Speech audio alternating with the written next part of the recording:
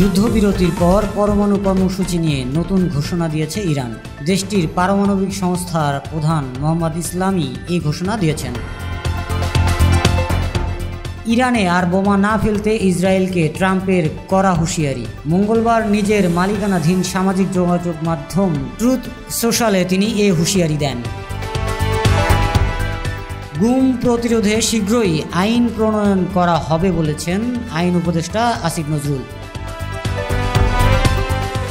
আদালতে জেরার মুখে সাবেক সিইসি নুরুল হুদা বললেন, 2018 সালে নির্বাচন বিতর্কিত হয়েছে।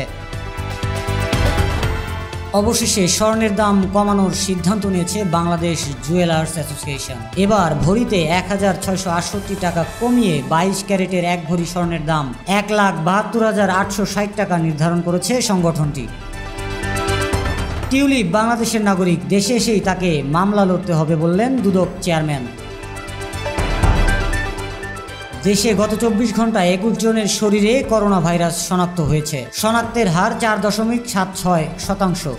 তবে এই সময়ে ভাইরাসটিতে আক্রান্ত হয়ে কারো মৃত্যু হয়নি। সাবেক সিইসি AKM নুরুল হুদাকে গ্রেপ্তারের পর এবার গ্রেপ্তার হলেন আরেক প্রধান কমিশনার কাজী হাবিবুল আউয়াল। রোববার রাতে তাকে গ্রেপ্তার করেছে আইন শৃঙ্খলা বাহিনী।